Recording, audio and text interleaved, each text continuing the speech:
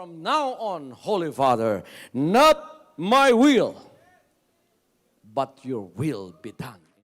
I said, Father, you have chosen me. Give me the strength to obey. I will follow you no matter what it takes.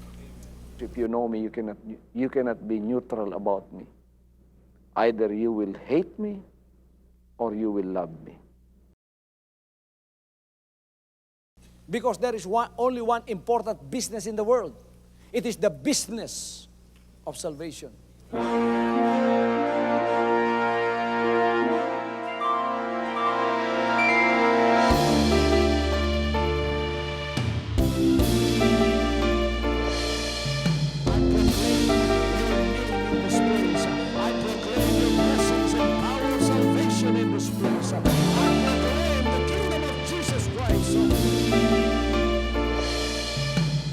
As I am concerned, and as far as the work of God is concerned, we have reached the end last September 13, 2003. When you find God, you find His love because God is love. Ganon ang pag-ibig ng Panginoon. Walang katapusan na yan ay bumabalik-balik sa atin. If you want to receive, you have to give. Receive it by faith and say, Lord, I will touch up. Because the game plan of God was to save us from sin through the power of love. He has completed His salvation, works in the Spirit. After April 13, the door is open for everyone to come. The salvation works of the Father is now completed in me. Salvation is here.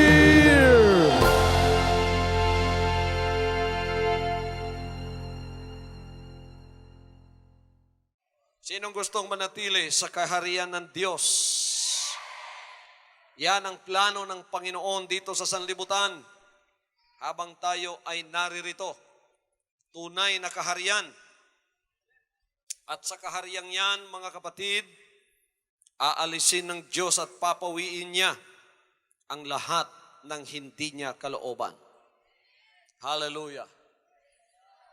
Kung alam lang ng mga tagapamahala ng mga bansa, mga presidente, mga hari, mga gobernador, mga tagapamahala, na ang Diyos ay may plano para sa sanlibutan. Yan ay ang kanyang kaharian na mapapunta dito sa lupa na siyang magbibigay ng kapayapaan. Ito ang ating pag-uusapan sa mga sandaling ito sapagkat napakaganda po. What I am talking about is a real kingdom. It's a beautiful world. Jesus prayed. He said, Thy kingdom come, Thy will be done on earth as it is in heaven. Pagka ang kaharian ng Diyos ay naihayag, ang kanya ring mga bayan o ang kanyang mga anak ay ipahahayag na rin. Ang plano niya, ang lahat ng masasakop sa kanyang kaharian, isang araw, mawawala ang kamatayan sa kanilang buhay. Sila'y maghaharing kasama ni Kristo sa lupa sa loob ng 1,000 taon. Ang kalidad ng pamumuhay dito ay may tataas. 1,000 taon ng kapayapaan. Kayo mga inaapi-api, mga dukha, huwag kayong mag-alala. Sa panahong yon, there will be a fair system of justice. Ang lahat may hustisya. Pagkatapos, merong napakagandang health system. Sapagkat sa mga sakop ng kaharian, walang isa man na may karamdaman. Hallelujah! Ang kayamanan ng mundo't sanlibutan, hindi na mapapasa iilang kamay lamang o iilang mga pamilya lamang. Ito ay i-distribute ng hari ng mga hari sa lahat ng kanyang mga anak upang ito'y mapakinabangang lahat. We will be living life to the full and there will be peace wherever. Yung mga Arabo at mga Hudyo, magkakaisa yan. Yung mga Muslim at Kristiyano, hindi na magbabarilan at mag-aaway yan. Sino gustong pumasok sa paghaharing ganyan? Alam ninyo, ang makapagbibigay lamang niyan ay ang hari ng mga hari at Panginoon ng Panginoon si Jesus Christ. Papansin ho ba ninyo mga kapatid, sa ating bansang Pilipinas lang, panahon pa ng mga Espanyol ay magulo na. Yung Basilan, magulo na yan. Panahon ng mga Amerikano nang sinakop tayo, giyera pa rin ang Mindanao. Panahon ng mga presidenteng Pilipino, giyera pa rin ang Mindanao. Kailan magkakaroon ng kapayapaan? Panahon 2,000 years before, yung mga Israelites at mga Arabo doon nag-aaway at nagpapatayan na yan. Walang sinumang presidente o pamuno ng bansa sa sanlibutan itong makapagbibigay ng kapayapaan. Sinubukan ni Hitler. Sabi niya, ang Third Reich, ako ang pamuno, 1,000 taon, magkakaroon ng kapayapaan sa buong sanlibutan, basta't ako yung tatanghaling ruler. Kaya, Hail Hitler, sabi nung mga sabi nung mga Germans. Pero anong nangyari? Nagkaroon ba ng katuparan ng plano ni Hitler? Lalong sumama, sapagat lalong bumagsak ang Germany at lalong nagkaroon ng Second World War at mahigit 25 milyong tao sa sanlibutan ang namatay sa panahong yon. Ngunit, ang kapayapaan ay inaasam-asam at hinahanap-hanap pa rin. Wala pa rin kalutasan ang karukhaan. Pati ang sakit, dumaraming lalo. Noon, ang pinakamalala, cancer lang. Ngayon, may AIDS na. AIDS. Hindi malaman kung anong vaccine ang gagamitin upang masugpo yan. Kaya yung iba, sa kanilang pangangaral, inaasam-asam na lang nila na yung mga imposibleng milagro mangyayari. Pero hindi pa rin mangyayari ngayon yan. Alam ninyo mga kapatid kung anong solusyon ng sanlibutan? Thy kingdom come.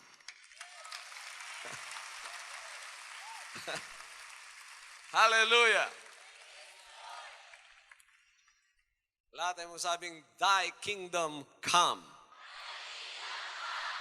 Dumating na ang iyong kaharian dito sa lupa. Pagka si Jesus Christ ang naghari, yang lahat ay papawiin. Sinabi ng Word of God, for 1,000 years, siya ay maghahari at ang lahat ng masasakop sa kanyang kaharian ay magkakaroon ng kapayapaan. Tingnan ninyo ang plano ng Panginoon. Babasahin ko sa inyo ang sinabi niya dito sa kanyang mga salita. Sa Amos 5:12 hanggang 14. For I know how many are your offenses and how great your sins. You oppress the righteous and take bribes, and you deprive the poor of justice in the courts. Therefore the prudent man keeps quiet in such times. For the times are evil. Seek good, not evil, that you may live. Then the Lord God Almighty will be with you, just as you say He is.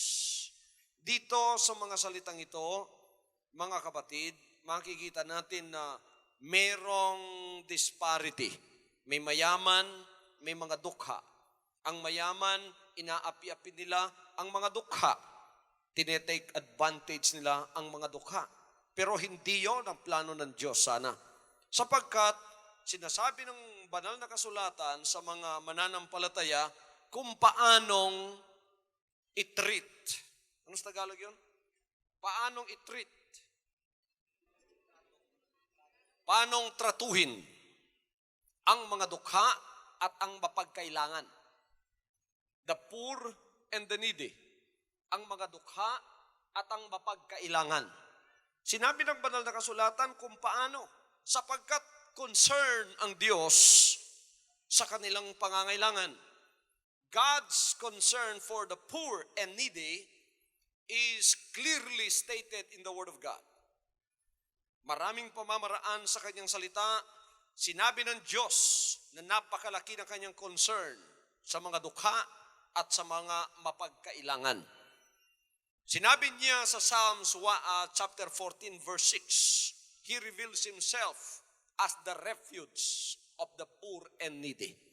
Siya ang kanlungan ng mga dukha at mapagkailangan. Ang Isaiah Kapitulo 25, versikulo 4, ganon din ang sinasabi. Isa-isahin natin ang mga verse na ito kahit medyo natatagalan tayo, sapagkat napakahalaga po nito mga kapatid. Babasahin natin sa ating sariling wika ang Psalms chapter 14 verse 6. Inyong inilalagay sa kahihiyan ang payo ng dukha, sapagkat ang Panginoon ang kanyang kanlungan. Yan, isa yan sa mga verses na nagsasabing kanlungan ng dukha ang Diyos. Walang matakbuhan ng dukha, mga kapatid, kundi ang Diyos lang.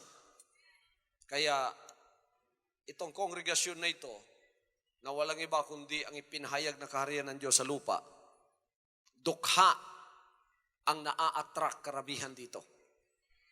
Tingnan natin mga kapatid kung ano ang sinabi ng ating Panginoon dito naman sa Isaiah chapter 25 verse 4. Sapagkat ikaw ay naging ampunan sa dukha, ampunan sa mapagkailangan sa kanyang kahirapan, silungan sa bagyo, lilim sa init, pagka ang hihip ng mga kakilakilabot ay parang bagyo laban sa kuta. Tingnan ninyo ang Panginoon para sa mga dukha. Anong sinabi niya? Sapagkat ikaw ay naging ampunan sa dukha, ampunan sa mapagkailangan sa kanyang kahirapan, silungan sa bagyo, lilim sa init, pagka ang hihip ng mga kakilakilabot ay parang bagyo laban sa kuta. Mga dukha at mapagkailangan, huwag kayong mag-alala. Pagka ang mga tao ayaw tumulong sa inyo, may isang Diyos nasa langit. He is concerned for you. Hallelujah! Hallelujah! Sinabi niya riyan, He is your refuge. And then He said, He is also your help. Sinabi niya sa Psalms chapter 40, verse 17, Ngunit ako'y dukha at mapagkailangan. Ngunit ako'y dukha at mapagkailangan. Gayon may inalaala ako ng Panginoon.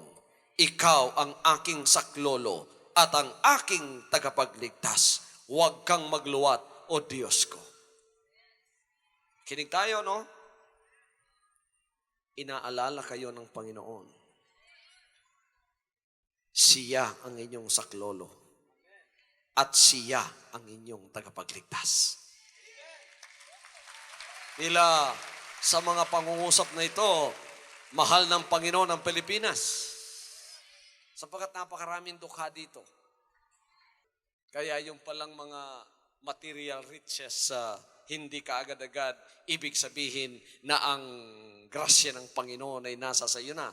Kundi tayo maingat, yun pa nga ang makapagpapahiwalay sa atin sa Diyos. Kaya nga naririto ang presensya ng Diyos at nadadama natin at dito'y pinahayag ang kanyang kaharian sapagkat dito nakita niya napakarami ng mga dukhang tumatawag sa kanya. He is your help. Do not fear. Psalms chapter 70 verse 5. Ano naman ang sinasabi? Ngunit ako'y dukha at mapagkailangan. Magmadali ka sa akin, O Diyos. Ikaw ay aking katulong at aking tagapagligtas. O Panginoon, huwag kang magluwat. Siya ang iyong tagapagligtas. Siya ang iyong saklolo. Pagka tumawag ka sa Kanya, Walang cross line sa langit. Wala ring busy number doon. Lalo na kung dukha ang tumatawag. Dito, wala kayong telephone. Kung may telephone man kayo, mga kapatid, puros mga,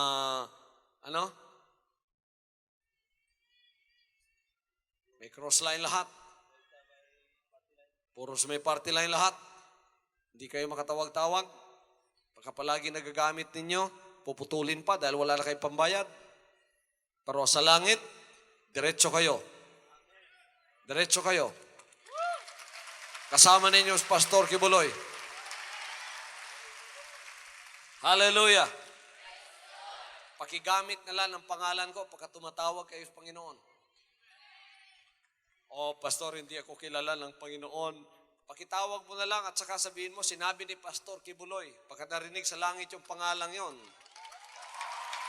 Representative ko sa lupa yan. Bakit mo sinabi ang kanyang pangalan? Panginoon, ako po'y membro ng inyong kaharian doon sa lupa. Hallelujah. Hallelujah. He is not only your refuge, but He is your help. And He is also your deliverer. Ang lahat ay magsabing, deliverer. Kita na ninyo mga kapatid kung ano ang plano ng Diyos sa atin. Makikita natin dito sa unang Samuel, Kapitulo 2. Unang Samuel, Kapitulo 2. Sinasabi niya dito sa versikulo 6 hanggang sa versikulo 9. The Lord brings death and makes alive. He brings down to the grave and raises up. The Lord sends poverty and wealth. Kinig tayo. He humbles and He exalts. He raises the poor from the dust and lifts the needy from the ash heap. He sits them with princes and has them inherit the throne of honor. For the foundations of the earth are the Lord's. Upon them He has set the world. He will guard the feet of His saints, but the wicked will be silenced forever. Tingnan natin, napakaganda ng sinasabi ng unang Samuel, Kapitulo 2, sa ating sariling wika. Ang Panginooy pumapatay at bumubuhay. Siya ang nagbababa sa Siol at nagsasampa. Ang Panginooy nagpapadukha at nagpapayaman. Alam natin mong sabing, ang Panginoon ay nagpapadukha at nagpapayaman. Siyang may-ari ng mga dukha, siyang may-ari ng mga mayaman. Siyang nagpapadukha, siya ang nagpapayaman. Hallelujah. Hallelujah. Siya ang nagpapababa at siya rin naman ang nagpapataas. Kanyang ibinabangon ang dukha mula sa alabok. Kanyang itinataas ang mapagkailangan mula sa dumihan upang siya'y palukluking kasama ng mga prinsipe at magmana ng luklukan ng kaluwalhatian sapagkat ang mga haligi ng lupa ay sa Panginoon at kanyang ipinatong ang sanglibutan sa kanila. Ibig sabihin, lahat ng nangyayari sa sanlibutan, alam ng Panginoong Diyos ang lahat ng bagay na ito. Kaya kung kayo ay dukha ngayon, ibig ninyong lumipat na kayo ay maging masagana. Hindi ko sinasabing gawin ninyong layunin ang yumaman. Mahirap yun, mga kapatid. Sapagkat mahuhulog kayo sa napakarami pong mga temptations ng buhay. Huwag. Pagka ang Panginoon, ang siyang nagpala sa iyo, kalooban niya, ang pagpapala niyang ibibigay sa iyo ay makabubuti sa iyo. Pero huwag kayong tulad ng mga hindi kilala ang Diyos na pagka sila ay namuhay, ang layunin ay iyumaman. Kaya kahit yung araw ng linggo ginagamit. Nawawala ang Diyos sa kanilang mga isipan at puso. nawawala ang kasiglahan sa kanila sa pakikinig ng salita ng Diyos. Huwag po nating gayahin yon. Kahit ang Diyos ang nagpapayaman, ngunit kung gusto mo na ikaw ay pagpalain, sinabi niya, hanapin mo muna ang kanyang kaharian at ang kanyang katuwiran at ang lahat ng bagay na ito ay idaragdag niya sa iyo. Para sa mga anak ng Diyos, ang ating hanapin ay ang kalooban ng Panginoon. Ano ang kalooban ng Panginoon? Ang kalooban ng Panginoon, ang tayo ay sumagana, guminhawa. Meron pong diferensya yon. Merong diferensya at tinatawag na prosperity to becoming very rich. Ang pagiging mayaman at ang pagiging maginhawa ay may diferensya. Kung ako isang anak ng Diyos, hindi ko hihilingin na ako yumaman. Sapagkat aanihin ko ang kayamanan kung ito'y hindi ko gagamitin sa kanyang kalooban. Ang lahat ng kayamanan na hindi ginagamit sa kalooban ng Diyos, yang lahat ay walang kabuluhan. Nang dahilan dyan, sinabi niya sa isang mayaman na ibig pumasok sa kanyang kaharian. Sinabi niya, Panginoon, paano po akong pumasok sa inyong kaharian at sa kaligtasan? Sabi ng Panginoon, gawin mo ang lahat ng kautusan. And the rich young ruler said, Oh, I have followed your commandments since I was young. And the Lord looked at him with a joyful heart, being a follower of the commandment. And the Lord said, because he was very rich, sinabi ng Panginoon sa kanya, may kulang ka pa. Sabi niya, ipagbili mo lahat, ang kayamanan mo, at ang pera ibigay mo sa mga dukha. Pagkatapos, pasanin mong krus mo at sumunod ka sa akin. Kala ninyo kung anong ginawa ng mayaman? Kagadagad na wala ang kasiglahan sa mukha niya at ang kagalakan na wala. Tiningnan niya ang Panginoon, biglang-bigla bumigat ang mukha niya na parang bato na 10 kilo. Pagkatapos tumalikod sa Panginoon at iniwan niya ang Panginoon. Pagtalikod niya, sinabi ng Panginoon, kay hirap ng mga mayayaman na pumasok sa kaharian ng langit, mas magaang pa sa isang kamelyo ang pumasok sa butas ng karayom kaysa isang mayaman na pumasok sa kaharian ng langit. Bakit sinabi ng Panginoon yon? Because rich people tend to worship or to idolize their riches. Yung kayamanan nila, hindi nila maiwan-iwan yon kahit na ano pa ang mangyari. Yon ang kanilang buhay. Ang puso nila at pag-ibig ay naiwan na doon. Sinabi ng Panginoon, kung saan ang iyong kayamanan, doon din ang iyong puso. Kaya pagkanganak ng Diyos ay pinagpala, pinasagana sa kanyang buhay.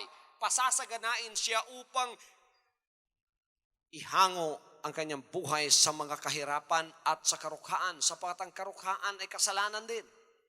Ang lahat ng dukha, malimit na panahon, kahit na bigas wala, nakakaisip ng masama, magnakaw, mang-hold up, o kaya nagkasakit ang nanay, nagkasakit ang kapatid, ibig ma-hospital, wala namang pambili ng gamot, malimit na panahon, naiisip na mang-hold up para ibili ng gamot. Nakakaisip din siya ng masama.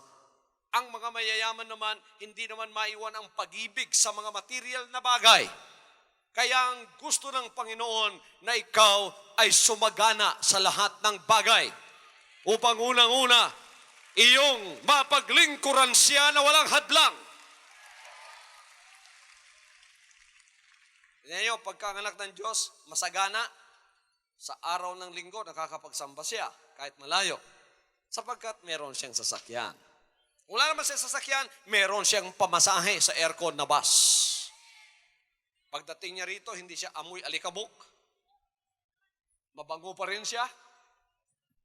Presko pa rin siya.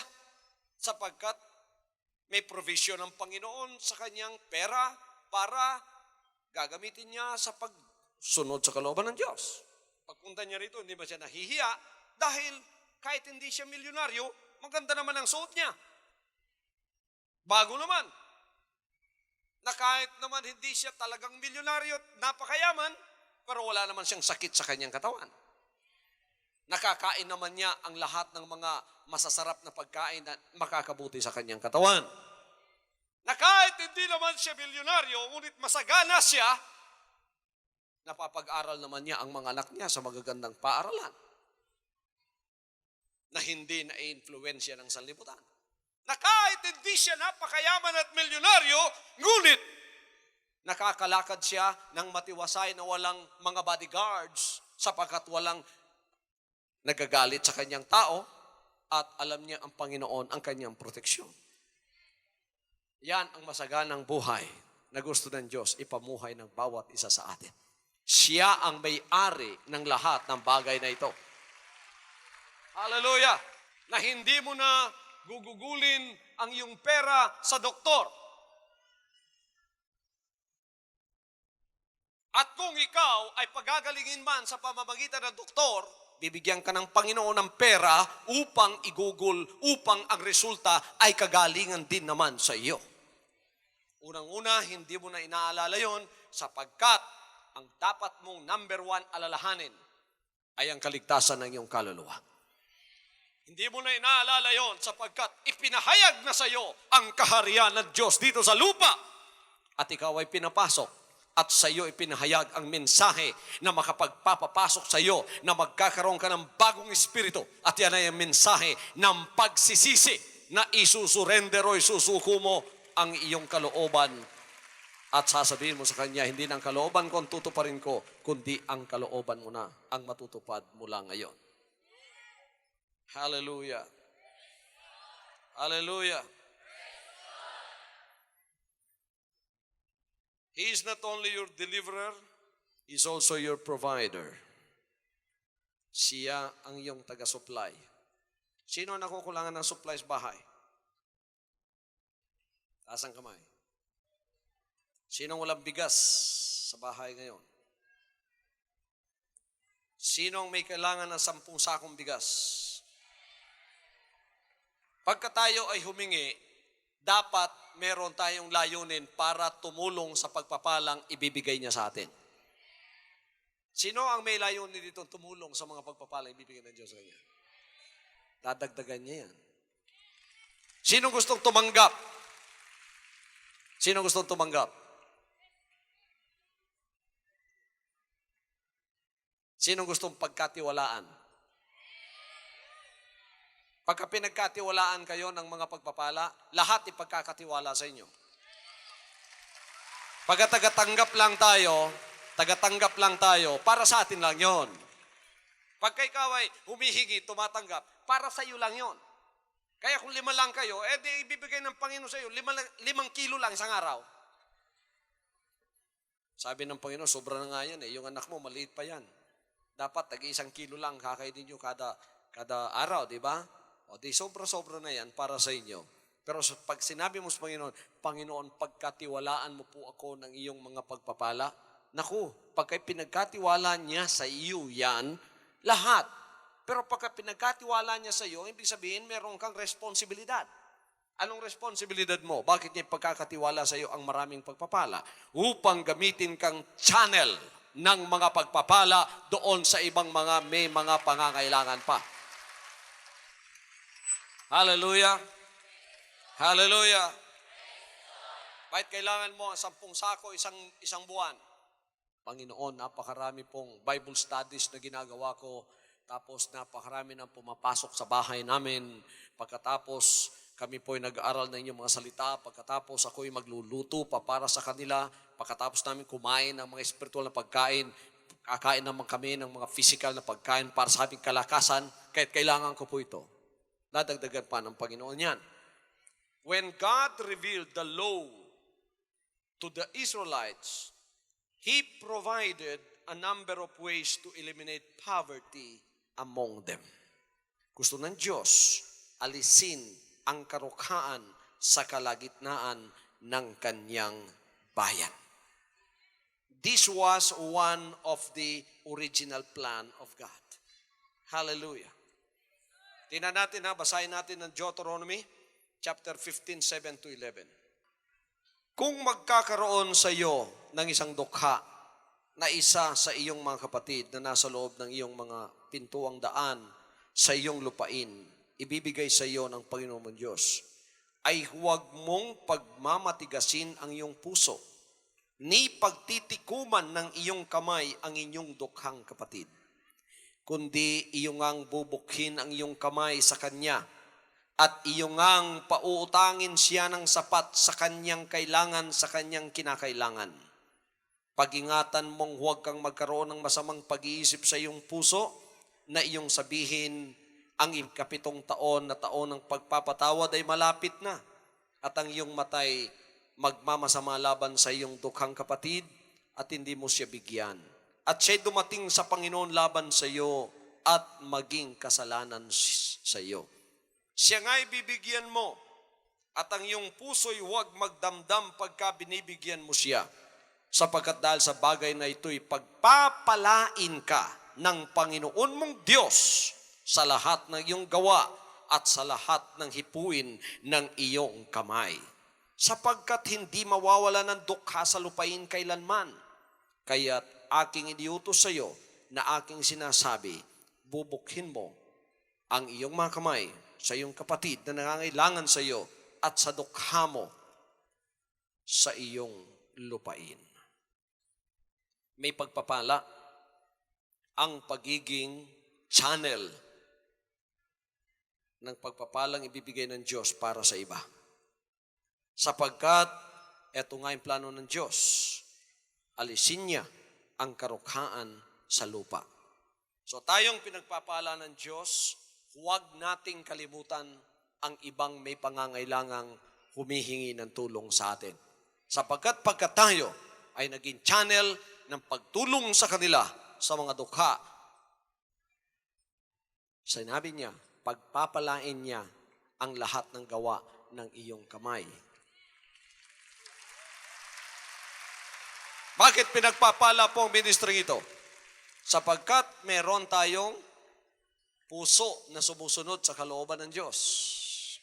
Kaya meron tayong ministry to the poor. Hindi natin nakakalimutan ang mga dukha na lumalapit sa atin. Tingnan niyo ang mga dukhang hindi tinatanggap sa ibang fellowship, nandito sila. Minamata-mata lang sila doon, pero naririto sila. Hindi mga noble ang lahat ng tao dito, karamihan dito ay may pangangailangan. Ang lahat ng mapagkailangan, itaas ang kamay. Tingnan ninyo, lahat tayo may kailangan. Kaya tayo pinapunta ng Panginoon at pinapapasok sa kanyang kaharian upang dito yan ay ating malaman na kalooban ng Diyos, mahal niya kayo.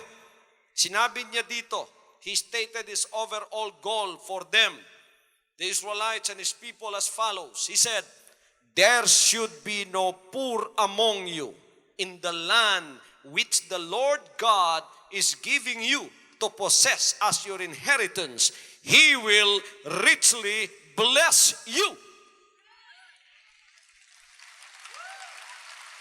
Hallelujah! Hallelujah! Sinabi niya sa verse 4, chapter 15, verse 4 ng Deuteronomy, ngunit hindi magkakadukha sa iyo, sapagkat pagpapalain ka ng Panginoon sa lupain ay binibigay niya sa iyo sa Panginoon mong Diyos na pinakamana upang iyong ariin. Ang overall plan ng Diyos, wala ng dukha sa kanyang bayan.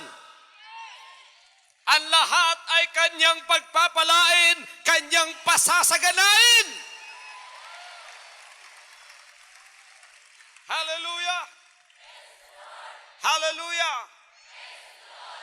That is God's overall goal for His people. There should be no poor among you. For in the land the Lord your God is giving you to possess as your inheritance, because He will richly bless you. Kaya mga anak ng kaharian, kayong ibig na mapawi ang inyong karukhaan, halina kayo, magsisi na tayo sa ating kasalanan. Isuko natin ang ating buhay sa Kanya. Hallelujah. Hindi lang ang karukhaan ang papawiin ng Diyos sa atin. Lahat ng sumpa, kalakip na ang karamdaman na siyang nagiging bilangguan mo. Aalisin niya yan. Totoo itong sinasabi ng Word of God. Totoo itong sinasabi ng mga salita ng Diyos. Tingnan niyo, para mapawi ang karukhaan sa kanilang kalagitnaan, sinabi niya sa Exodus 22:25, walang interest ang mga utang na uutangin sa kapatid. Hindi bibigyan ng interest. There should be no charging of interest on loans to the poor. If the poor gave something as a security, o kaya mayroong tinatawag na collateral, pagka nanghiram ka for a loan, kung minsan ang kanilang damit ang ginagawa nilang collateral, o kaya yung kanilang mga valuable sa bahay, sinabi ng banal na kasulatan sa Deuteronomy, sa Exodus 22:25 at Leviticus 25:35-36, sabi niya, yung collateral na yon na binigay ng dukha sa iyo bilang collateral sa iniram niya, ibalik mo bago lumubog ang araw. Hindi ako mahal ng may mga nagpapa-interest ngayon. Pero sinasabi ko ito para sa mga members ng kaharian. Alisin ang interest. Kung may collateral, isauli mo. Kung di ka nababayaran, pasensya ka. Ang Panginoon ang magbabayad sa iyo. Mas sobra pa riyan. Woo! Ang Panginoon, pagpapalain ka sa maraming bagay. Huwag kang mag-alala. Sobra pa sa interes na sisingilin mo doon sa taong humiram sa iyo kung siya isang dukha. Mas sobra pa riyan, idadagdag ng Diyos sa buhay mo. Hallelujah. Noong panahon na yon, kung may isang dukhang nagtatrabaho sa isang mayaman, kinakailangan ang kanyang sweldo. Bawat hapon kinukuha niya. Hindi bawat linggo, bawat katapusan ng araw, dapat bibigyan siya ng sweldo. If a poor person was hired to work for a rich man, he was to receive his pay every day so that he could buy food for himself and his family. Sabi ng Deuteronomy 24:14-15. During the harvest season, kung sila ay umaani ng mga grains nila, tulad ng palay o trigo, sinasadya na mag-iwan. Hindi aanihin doon sa parang, para yun sa mga dukha. Hindi uubusin. Para sa mga dukhang kapatid. Praise the Lord. Para pag sila, pagkatapos ng ani, sila naman ang pupunta doon at kukunin nila yung sobrang yun. Hallelujah. Lalo na yung mga tabi-tabi ng parang, mga kapatid, yon ay kinukuha. Isa ito sa mga pamamaraan ng Panginoon upang maalis ang karukhaan sa kanyang bayan. At yan ay pasisimulan na ng Panginoon sa ating kalagitnaan yan. Kaya mga anak ng kaharian, galing tayo sa karukhaan, kung paano nyo naranasan ang karukhaan, ganyan din ipararanas ng Diyos sa inyo ang kasaganaan. Nung nasa karukhaan tayo, pagka ang nanay natin bumili ng isang isda, 7 tayo mga kapatid, alam natin, napakahirap ng buhay, pinuputol-putol yon ng napakagandang pagkaputol-putol. Kawawa yung nasa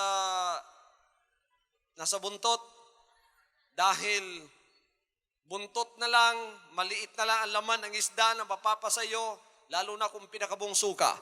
Bakit alam ko yun? Sapagkat nangyari sa buhay ko yun. Kaya karanasan yun ng kawalan. Nagtitipid tayong masyado. Iyon ay isang karanasan ng kawalan. Kaya tinitipid natin. Kung yun nararanasan mo, pagka inilipat ka ng Diyos sa kasaganaan, mararanasan mo rin na kahit anong gawin mo, tulad ni San Pedro at mga apostoles, pinaghati-hati nila ang 5 isda at 2 tinapay, ang 5 tinapay at 2 isda. Pero kahit anong gawin nila, na pagkukuripot sa pagbibigay, kahit anong salok nila, marami pa rin. ang nakukuha ng kanilang kamay, kaya't lalong dinamihan. Now they have experienced through the power of God the blessings of prosperity. The Lord prospered them. Pagpasimulay, mga kapatid, paliit-liit pa dahil sanay din ang mga apostoles sa kahirapan. Pero nung katagalan na, nakita nilang gumagalaw na, kumikilos na ang kapangyarihan ng Panginoon upang magparami ng mga pangangailangan ng isang tao, lalo na sa pagkain, lalo nilang dinamihan. Kaya't ngayon, babaguhin ng Diyos yung ugali mo na noon mapagtago ka. Pagkatapos, mga kapatid, ayaw mong makita ng iba. Tulad nung malita ko, pagka ako'y bumili ng ice cream, yung bang ice cream na handmade, yung tinutulak-tulak, late pa ako noon eh. Marami akong mga pinsan ko. Maliliit pa kami noon, ganun kami. Pero mahal ako ng nanay ko, kaya nakakabili ako ng ice cream. Mga kapatid, pagka nakabili ako, dinidila-dila mo, inuunti-unti mo yun dahil masarap yun eh. Yan ang mga pinsan ko. Magpapalibot sa akin. Pahingi kahit isang dila lang, isang dilat lang. Anong ginagawa ko para mapasa akin lang? Dinudura ko. Oh.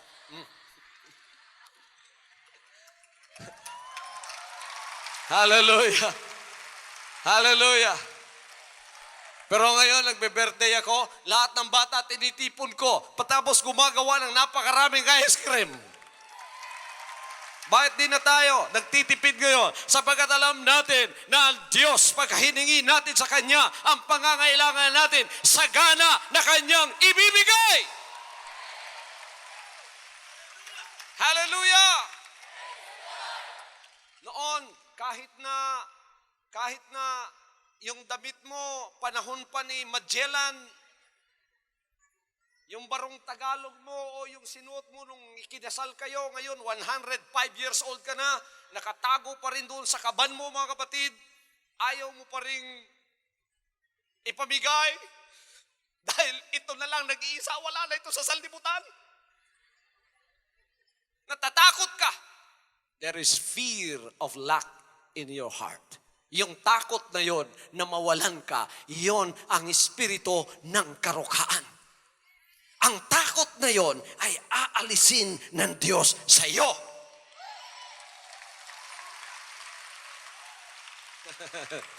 Sapagkat ang takot na yon na mawalan ka, naku, naranasan ko na kung paanong maging mahirap. Kaya ngayon ako'y pinagpala ng konti, hindi na ako bibitiw dito. Ano man ang mangyari, kumidlat lumindol. Hindi ko na bibitiw dito, no? Kaya nangyari, naging matakaw ang puso mo. Dahil sa takot na yon, na mawalan ka. Ngayon, babaguhin na ng Diyos ang karanasan mo, aalisin niya ang takot sa kawalan, sapagkat yan ang espiritu ng karukhaan. The fear of lack is the spirit of poverty, and the Lord will deliver you from that. Mararanasan mo na ngayon ang isang bagong karanasan, ang espiritu ng kasaganaan na sinabi ng Luke 6:38. Mangagbigay kayo, laksan natin, mangagbigay kayo, at kayo'y bibigyan, takal na mabuti, pikpik, liglig, umaapaw, ay ibibigay nila sa iyong kandungan. Sapagkat sa panukat na inyong isukat, ay doon kayo muling susukatin. That is the spirit of prosperity. Give, and it shall be given back unto you. Good measure, pressed down, shaken together, and running over shall men give into your bosom. That is what the Lord wants you to experience. At gagawin na niya ngayon sa kanyang mga anak sa kaharian. Hallelujah. Hallelujah. Now, the kingdom of God on earth is a real kingdom. It will be a kingdom in every physical and political sense. It will have a king. Who is the king? It will have a government, a capital, international system of laws, and all delegated power that are in heaven and on the earth is through His Son, the Lord Jesus Christ. This is now the beginning of the reign of the Father through the Son. Acts 17:31 says, God appointed a day in which He will judge the world in righteousness by that man whom He hath ordained. Ang buhay ni Jesus Christ ay naghahari na ngayon. Kaya magsaya tayo sapagkat ito na ang pagkakataon natin na makita ang tunay na kaharian na ito ng ating Panginoon dito sa lupa.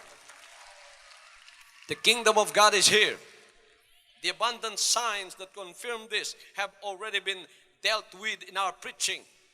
And the coming millennium will be the most exciting thing the world has ever seen. It will overshadow any periods in history labeled with the names like the Age of Enlightenment or the Classical Age or the Renaissance and so on. The kingdom of God will provide a superb environment on this lovely planet for all who will acknowledge God as the supreme creator and Jesus Christ as the King of the world. Hallelujah. Now, use your imagination for a moment. Think of a world at peace, walang kaguluhan. Its inhabitants healthy and well-fed. Ang kanyang mga bayan ay puro malulusog at walang malnourished. Ginignan ko sa TV kanina, kawawa naman yung taga-Ethiopia, no? Nilalangaw na mga kapatid dahil walang pagkain, tapos namamatay yung mga bata. Thousands are dying every day sapagkat wala silang makain. That's not the world God wants to create. Just use your imagination when the kingdom of God will begin its reign na nagpapasimula na ngayon, tapos makikita pa natin yan sa katagalan. Just imagine this. Inhabitants healthy and well-fed and doing rewarding work. Imagine a world in which there is full employment. Lahat may trabaho. Where people are not exploited and where a man can live a long and prosperous life.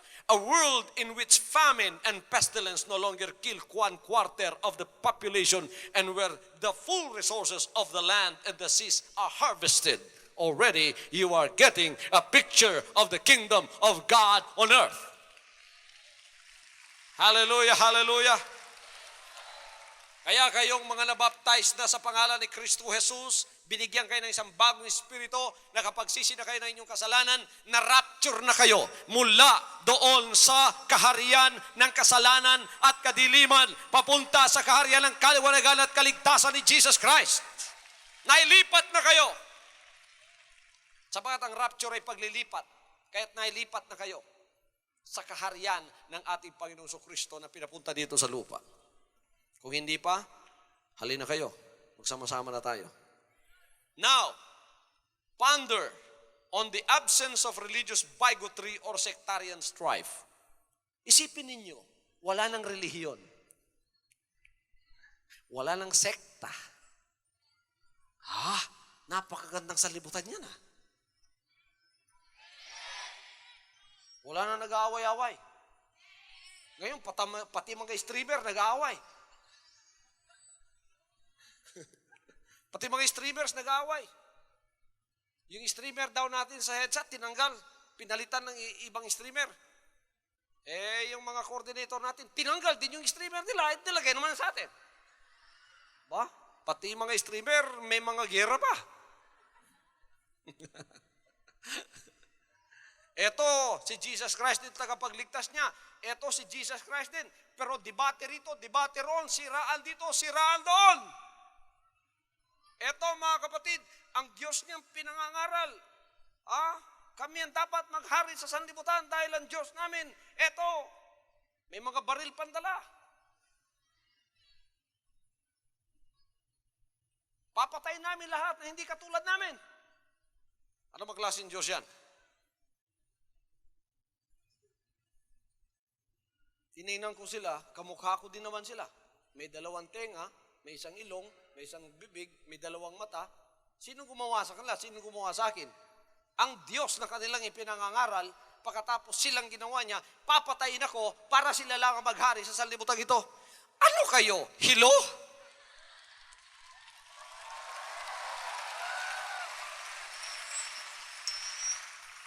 Yan ang ginawa ng relihiyon. Alam ba ninyo, si Jesus Christ hindi Kristiyano? Hindi Kristiyano si Jesus Christ. Kaya maraming Kristiyano ang mapapahamak sa uling araw sapagkat sasabihin niya sa kanila, "Hoy, hindi ko kayo kilala."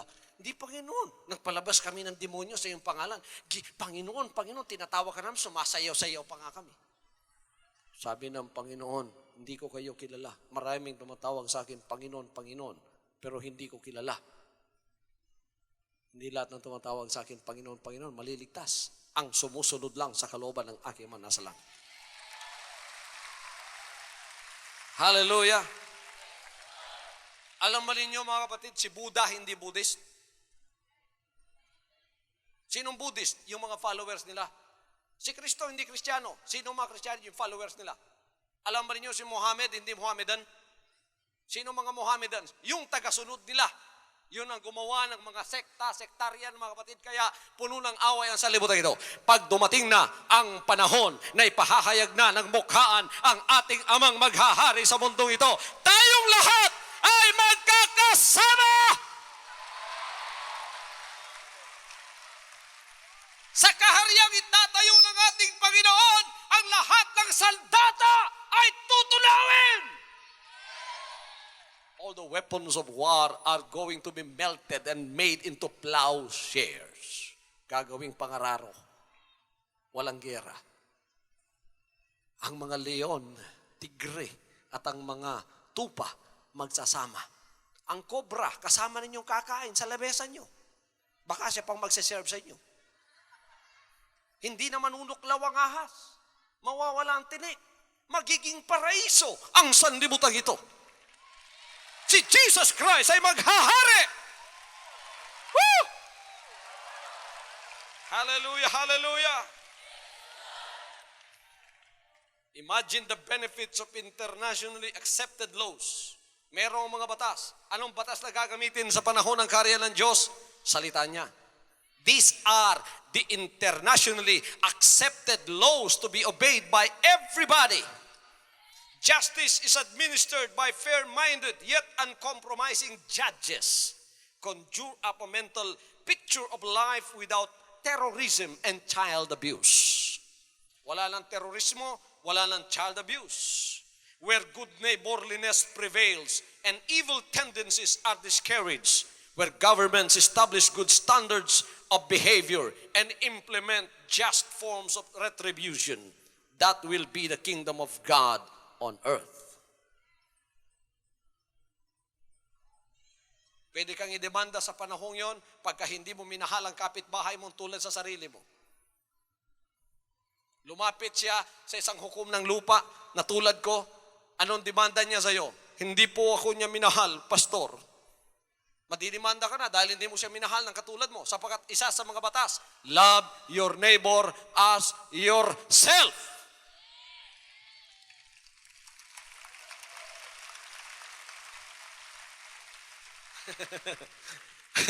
Mahalin mo ang kapitbahay mo tulad sa pagmamahal mo sa sarili mo.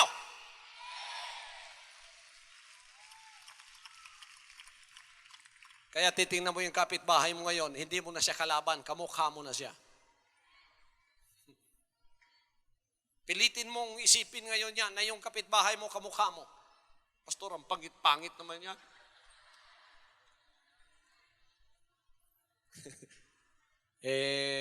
Kapitbahay mo yan, pati nga yung kalaban mo love your enemy pa. Isang batas yan ng Diyos. Love your enemy. Do good to them that hate you. Tingnan niyo mga batas na ipatutupad sa panahong yon. That's the kingdom of God on earth.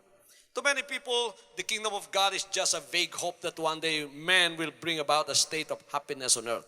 To others, the kingdom is a dream of heavenly bliss in the skies. But the realist knows that the aspirations of men are not producing a better world for us or our children. And anyone who reads carefully the Bible knows that the Lord is going to do a real thing. It will be a tangible world empire which will be set up when the Lord Jesus Christ will be seen face to face in the near future.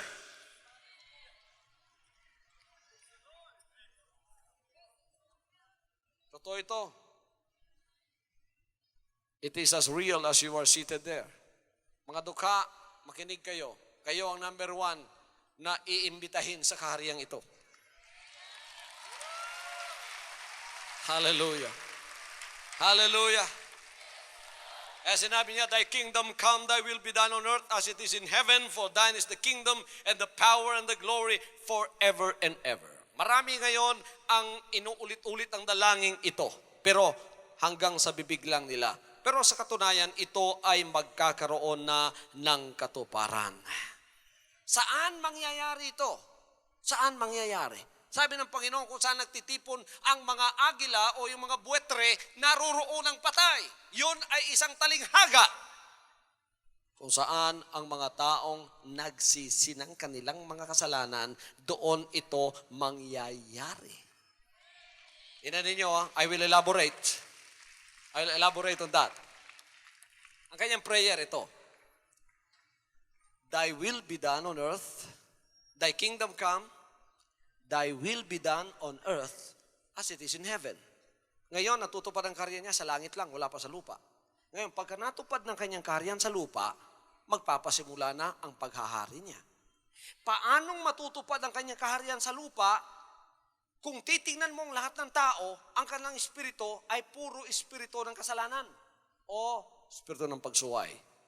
May solusyon ba yon? Meron. Hindi matutupad ang karya niya rito kung walang mga espiritu masunurin. Paano natin gagamutin yon? Aalisin ang espiritong masuwain, papalitan ng masunurin. Hindi magagawa ng tao yon. Ang gumawa si Jesus Christ. Anong sabi niya sa John 3:5? Except the man be born of water and of the Spirit, he cannot enter into the kingdom of God. Ngayon, pagka nakapasok na tayo sa karya ng Diyos, di ang Diyos, ang kanyang karya nandito na nga. Paano tayo makakapasok? Papalitan tayo ng bagong espiritu. Ano ang solusyon? Pagsisisi ng ating mga kasalanan. Hallelujah. Ngayon, binago na, may bago ng espiritu riyan, yan. Sinabi niya, ang lahat ng sasamba sa akin, kailangan sumamba sa akin sa espiritu at sa katotohanan. Sapagkat ito ang hinahanap ng Ama na magsasamba sa Kanya. Ang magandang balita ngayon, kung kayo may sakit, magaling na kayo. Magandang balita ngayon, kung kayo may financial na pangangailangan, meron ng tugon yan. Ang magandang balita, kung may utang kayo, Lunes mababayaran na ninyo yan. Magandang balita, kung kayo ay naghahanap ng trabaho, umasa kayo mga kapatid, paglabas nyo rito, hindi na kayo maghanap ng trabaho. Ang trabaho na ang maghahanap sa inyo. Magandang balita, kung may dinadalangin kayong mahal sa buhay, inaabot na siya ng Panginoon sa mga sandaling ito. Hallelujah! Ang magandang balita, na nasa kalagitnaan tayo ng sanlibutan ng makasalanan na puros masamang balita ang naririnig natin, ang magandang balita, huwag kayong mag-alala sapagkat may proteksyon kayo sa ating buhay na Diyos. Hallelujah. Nananatiling nakataas ang ating mga kamay. Amang makapangyarihan, narito pong mga anak nyo sa inyong banal na presensya. Sinabi ninyo 2 o 3 na nag-uusap sa inyong pangalan, kayo ay nasa kalagitnaan. Naririto po kayo sa mga sandaling ito, kahit hindi nila kayo nakikita sa kanilang mga physical na mata, ngunit sapagkat sinabi ninyong katotohanan sa inyong mga salita na nasa kalagitnaan kayo namin, naniniwala po kami, Ama, na kayo ay presente ngayon at nakikinig sa kanilang mga dalangin. And I come to represent these people before you, O God. Narito po ako to represent the needs of your people. Kahit na hindi po nila sabihin, ngunit sa mga puso nila, alam ninyo ang kanilang mga dalangin. Alam ninyo ang kanilang mga mithiin. Alam ninyo ang kanilang pangangailangan sa bawat araw. Alam po ninyo ang kanilang pangunahing mga dalangin na kailangang masagot.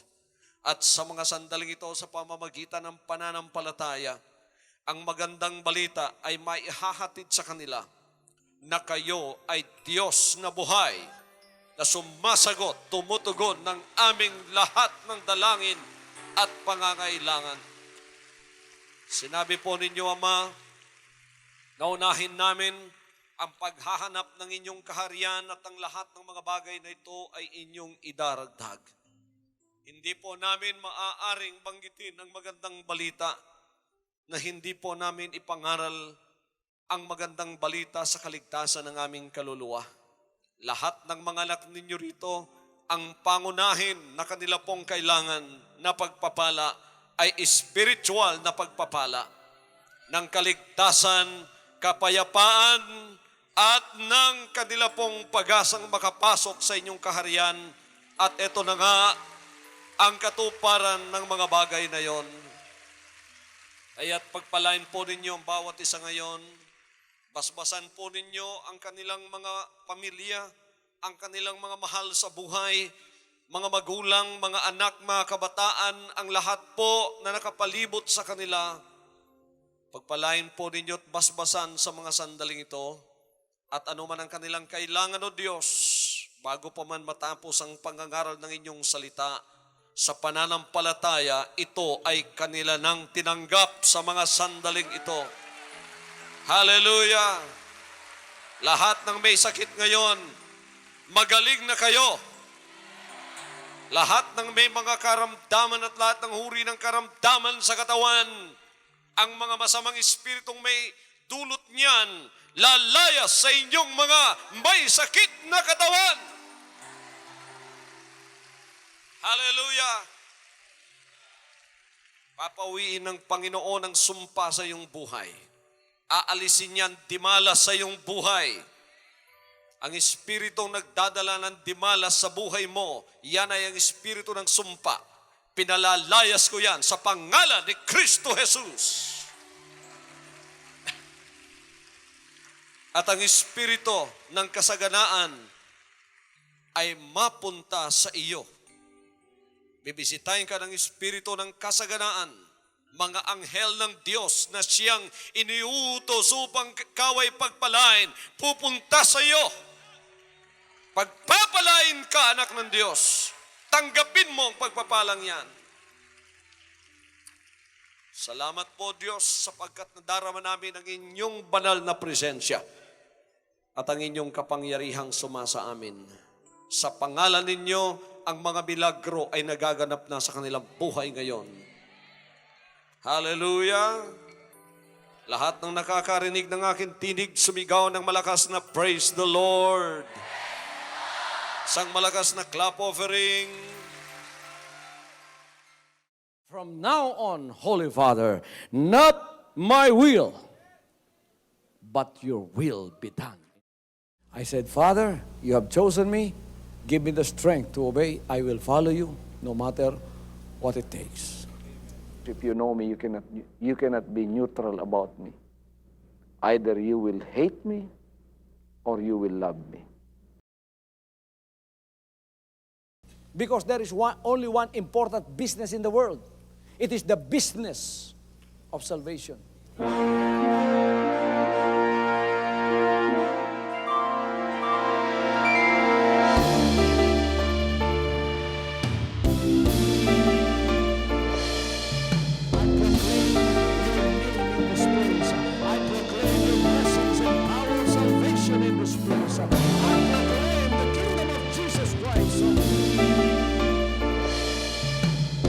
As I am concerned, and as far as the work of God is concerned, we have reached the end. Last September 13, 2003. When you find God, you find His love. Because God is love. Ganon ang pag-ibig ng Panginoon. Walang katapusan na yan ay bumabalik-balik sa atin. If you want to receive, you have to give. Receive it by faith and say, Lord, I will touch up. Because the game plan of God was to save us from sin through the power of love. He has completed His salvation, works in the Spirit. After April 13th, the door is open for everyone to come. The salvation works of the Father is now completed in me. Salvation is here.